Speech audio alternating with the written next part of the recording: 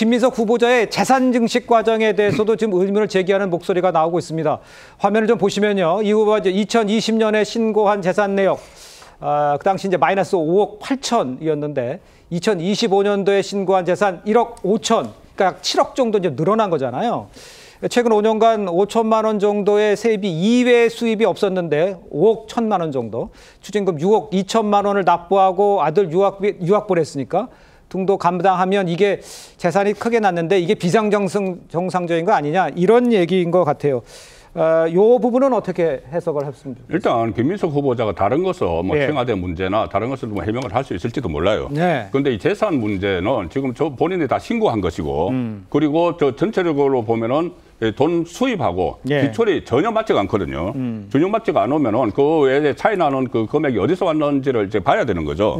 봐야 되는데 이게 만약에 본인이 제대로 해명을 하지 못하면은 뭐 그 신고를 제대로 안 했을 수도 있고 또 다른 의혹들이 나올 수가 있는데, 일단 김 후보자가 조금 전에 말씀하셨다시피 2008년에 그 사건으로 그 2010년에 대법원 확정 판결되고 나서 직업이 없었어요.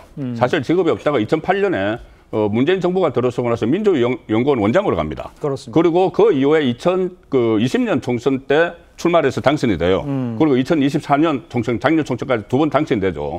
그 2번 하면은 국회의원들 세비가 한 달에 그러니까 연간 한 1억 정도 되니까 그렇습니다. 5년 동안 한 5억 1천만 원을 수입이 있었는데, 그 조금 전에 그 그래픽에 나왔던 것처럼 그 전에 2020년에 그러니까 새로 정치를 할 때 국회에 들어왔을 때 마이너스 5억 8천이 재산이 신고가 됐는데, 화면에 나오고 있습니다. 마이너스 5억 8천 신고가 됐는데, 오히려 올해 재산 신고에서는 5억 8천이 다 없어지고 1억 5천이 더 늘어났다는 거죠. 그러니까 이제 7억 이상이 전체에서 7억 이상이 늘어났다는 건데, 그런데 조금 전에 말씀드린 대로 이 수익은 그 5억 정도 5억 1천만 원밖에 없었고, 거기다가 또 자녀들을 저 미국에 유학 보내고 또 생활비 카드 같은 걸 다 하면은 한 10억 정도를 그러니까 나갔다는 거죠. 그러니까요. 그러면은 도대체 그 나간 돈은 어디 있고 또 어디서 났고 또 재산이 더 불어난 거는 어디서 나느냐, 이 문제가 제기가 되고 있으니까 과거에도 정치인들 보면은 씀씀이하고 어디 돈 수입하고 그 차이가 날 때가 상당히 많았거든요. 그게 항상 논란이 됐는데 이것도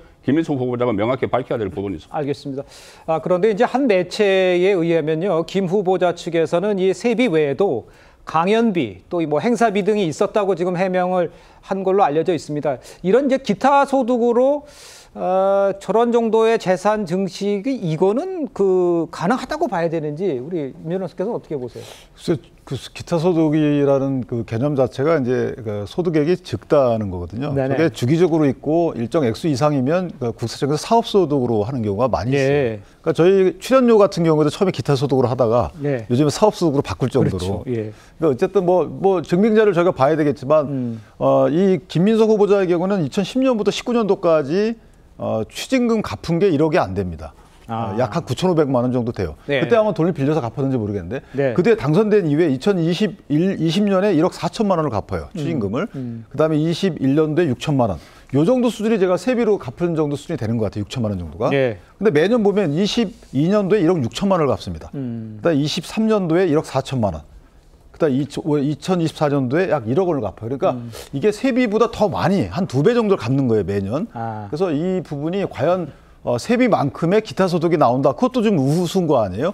왜냐하면 그 국회의원들은 사실은 전념 의무가 있기 때문에 다른 데에서 돈을 벌려면 국회의장한테 허락을 받아야 되는데 액수가 미미하면 그럴 필요가 없겠지만 세비만큼의 어떤 기타 소득을 얻는다? 이 부분도 문제가 있어 보여요. 그러니까 증빙 자료 내지 증빙 내역을 저희가 보면 알겠지만 어쨌든 인풋과 아웃풋이 안 맞는다는 건 맞는 것 같아요. 그래서 저 해명의 과정을 좀 봐야 될 것 같습니다. 알겠습니다. 조현선 부의장께서는 지금 지적하신 대로 그 기간 동안에 세비 이외의 돈으로 과연 저렇게 지출할 수 있느냐, 이걸 얘기하는 것 같은데 그건 어떻게 보세요? 재산이 늘어났다는 거잖아요.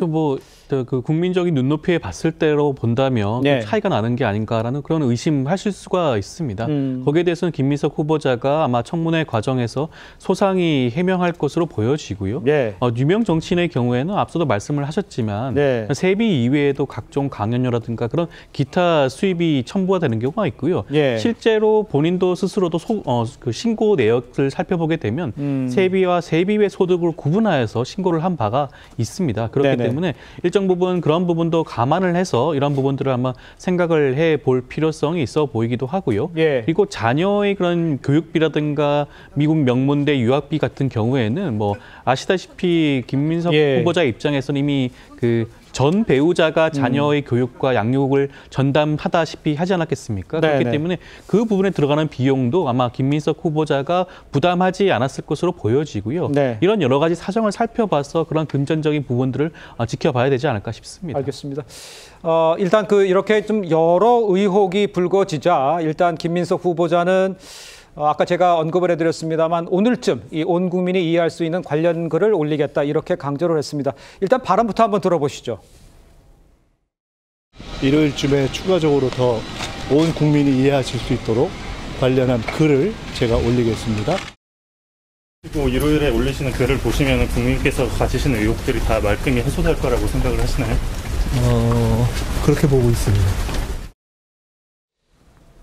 자, 현재까지 이 김민석 후보자가 약속한 해명의 글이 올라오지 않고 있는 것으로 지금까지는 확인이 되고 있습니다.